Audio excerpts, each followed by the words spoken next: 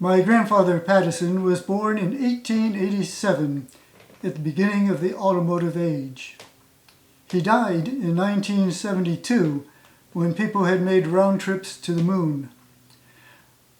That, I think, is a remarkable amount of technological change for one lifetime. After retiring, he and Grandma bought a house, an old farmhouse actually, in Fishers Ferry. They fixed up the house, creating an apartment for themselves in the downstairs on one side, and leaving the other 3/4 of the house for my father's twin sister and her children. Apparently, they had so much fun fixing up the old house that they made a deal with a local real estate agent to remodel a number of other homes until both were well into their 70s. Now, while my grandparents were busy remodeling old houses, Grandpa would often mention the old man down the road, who just sat on the front porch and watched the traffic go by, which in Fishers Ferry was a little more exciting than watching the grass grow. The old man was, in fact, at least 10 years younger than Grandpa. Now, Grandpa had a vivid interest in technology. He got all excited about the Apollo program and followed the first moon landing as it unfolded.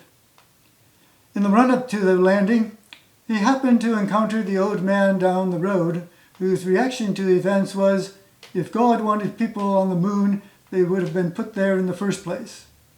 To which Grandpa retorted, if God did not want people on the moon, they would not have the intelligence to figure out how to get there.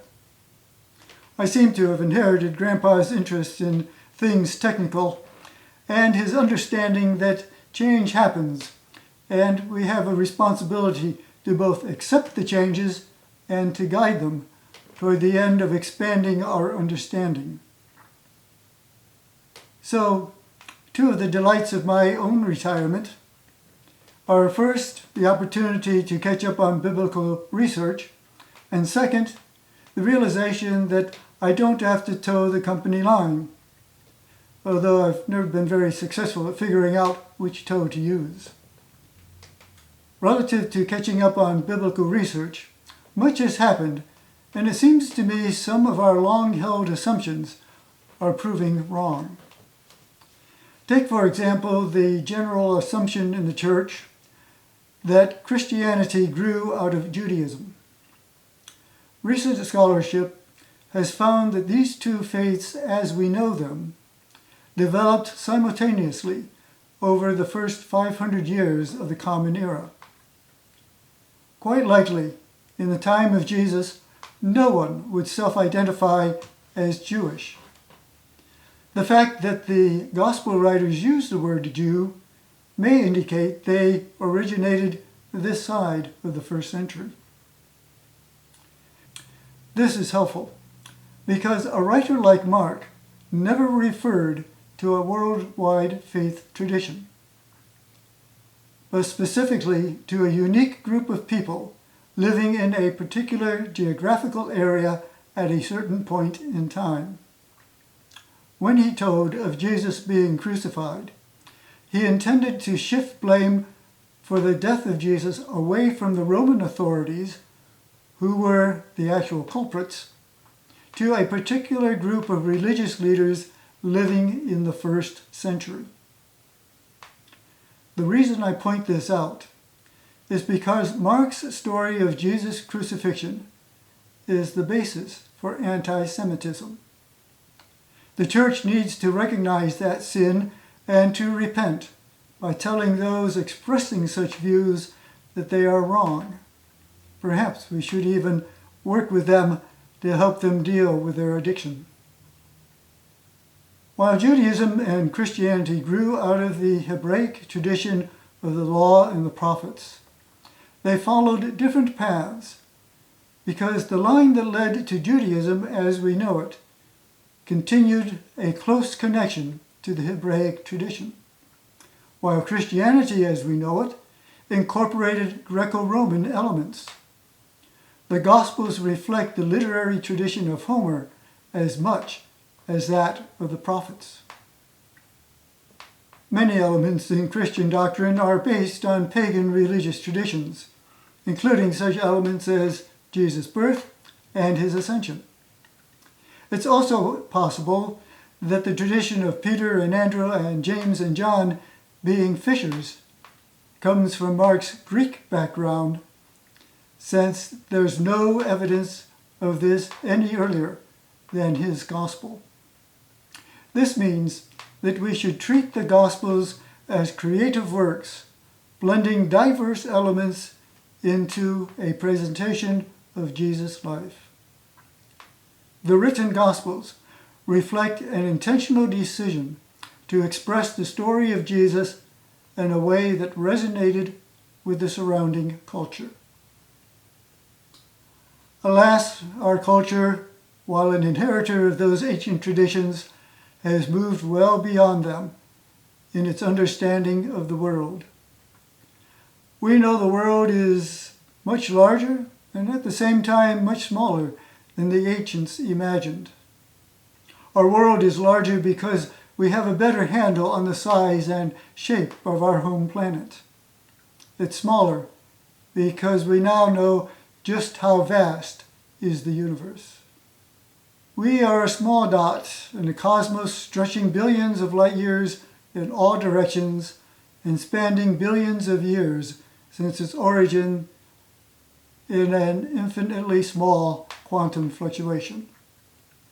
Trying to pretend nothing has changed in the last 2,000 years is a lost cause.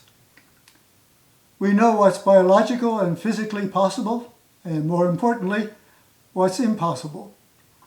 We should stop pretending that ancient stories describe reality. Instead, we should explore the meanings the ancient writers sought to express when they invented their tales. In today's passage, for example, Mark hears Jesus calling to mind an observation by the prophet Isaiah, namely, that God isn't concerned with the particulars of the law. Instead, the divine calls for obedience to the spirit of the law.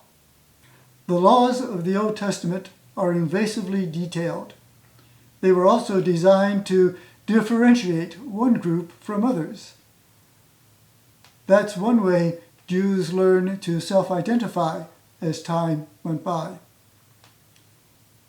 Yet this design has an abusive edge, and continuing to use it to force people into a particular way of living is destructive. By the way, the church also picked up on this abusive interpretation of the law and still uses it to deny people their full due. Mark saw that people too readily use the law as an excuse to ignore their moral responsibilities. I suspect this is a theme we can trace back to Jesus, since it recurs throughout the Gospels, even as the church chooses to ignore it. In the Revelation to John, there's a description of scorpion-like creatures that torture a vast population. John's description of these beasts includes, their faces were like human faces. The face of evil is always a human face. In our time, it's the face of corporate leaders and their political puppets who are so intent on personal gain that they push outdated, environmentally degrading technology and deny the reality of climate change. Also in Revelation, John sees the primary agent of good in his vision as one like a son of man. And that's because good also always has a human face. In our time, it's the face of brave individuals calling us to cleaner, more earth-friendly technology as we accept persons as they are. We have a choice. Like the old man down the road, we can sit and watch the world go by and grumble about it. Or, like my grandfather, we can recognize and embrace the changes that enhance human lives and do our part to make life better for all.